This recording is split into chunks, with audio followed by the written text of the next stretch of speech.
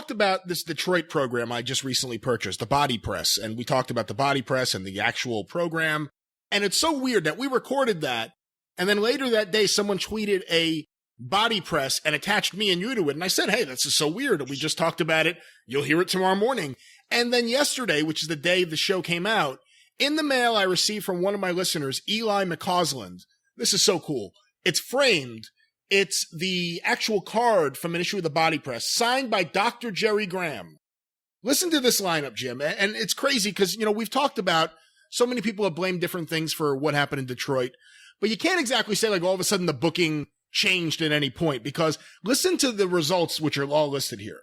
The opening match. And this is what date was this? April 7th, 1973 at the Cobo.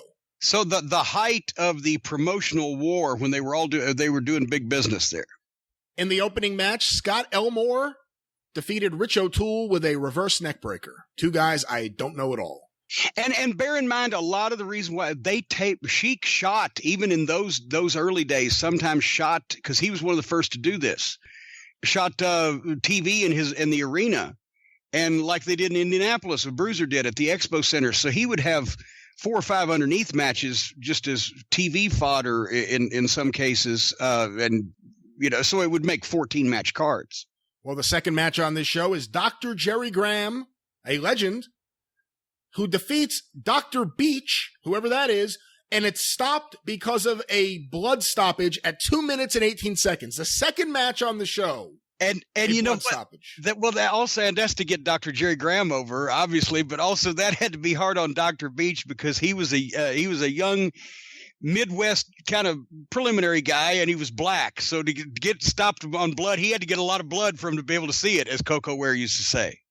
Third match, you have a 10-minute time limit draw between Lou Klein and another true legend, Dr. Big Bill Miller. Third match. Yeah. Next match is a countout in 12 minutes and 47 seconds. The Stomper. And I don't know which Stomper. That's Guy Mitchell. It is, that's what I thought, because up here it says the Mongol, and that's crossed out. But the Stomper, Guy Mitchell, defeats George Steele from Pittsburgh, 263 pounds. And then another countdown in the next match where Tex McKenzie, in 5 minutes and 58 seconds, beats Mike Porky Pig Lauren. Do you know who that is? Well, Mike Lauren was the Sheik's guy. A lot of times when the Sheik was in surrounding territories, like he'd come to Tennessee, or if he'd go later to Indianapolis or, wherever, Mike Lauren was his driver and stooge guy, Porky Pig. So he worked around there for years underneath and would always be booked on the underneath card in the opening match if Sheik was somewhere outside the territory in those days. And then the Kabuki, who we just talked about, and yes, we heard some people respond finally. Ray Urbano, did you tell well, of course you didn't tell the people because I've been listening, and you did, but that, yes. That was the name that I could not remember. Ray R-E-Y, Ray Urbano.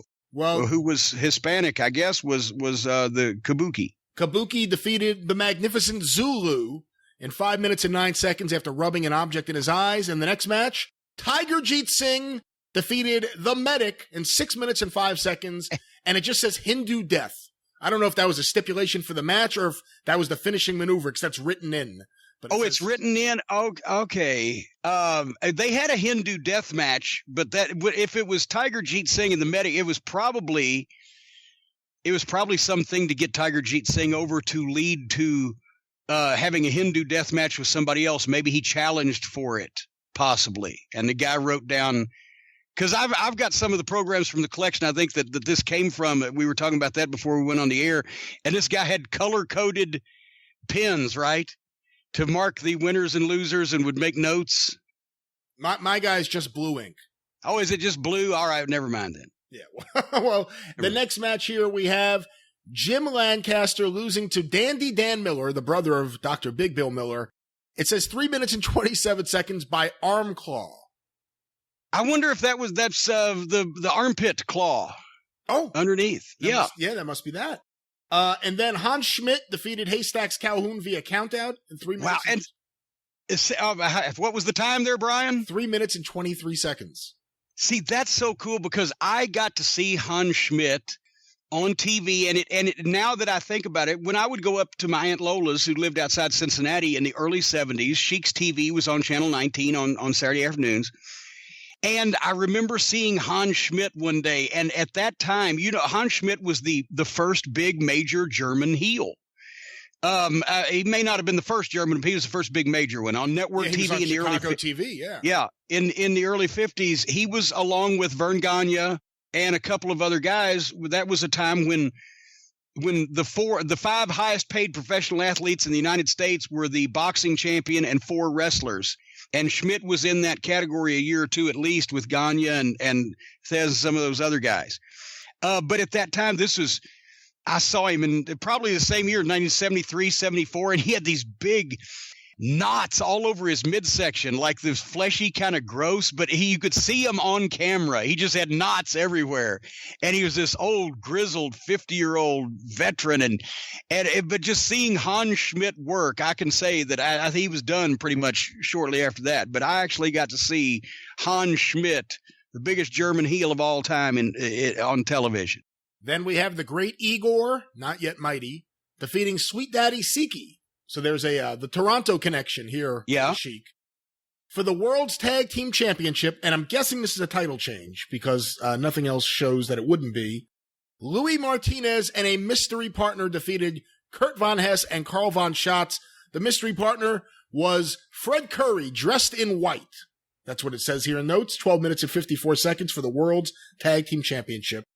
And then a steel cage match. Tony Marino and Bobo Brazil defeated Pampero Firpo and Killer Tim Brooks. And then the main event for the U.S. heavyweight title, the Sheik went to a double countdown in 8 minutes and 16 seconds, no contest, with Wild Bull Curry. The belt still held up. Wow. And you know that Sheik and Bull Curry for 8 minutes tore everything at ringside and turned everything over. But, once again, they were close. Tom Burke explained to me, and I'd never thought of it this way, but Lou Sahadi had Wrestling World. And if you notice, Bull Curry and the Sheik often got on the cover of that magazine. It's because I don't think they're all Lebanese. Yeah, I was going to say they're all. I wasn't sure if it was Syrian, but yeah, they're all from the same desert. They're all from the same place. So, as a matter of fact, Dave Sahadi, that worked for the WWE for years, and then was the one that was doing those incredible video packages for TNA for all those years on Spike, and was directing for him until I think they screwed him over. He's Lou Sahadi's son, and Lou Sahadi was the editor of Wrestling World, and you're right, Bull Curry and the Sheik did get an inordinate amount of covers on it. I smell a rat.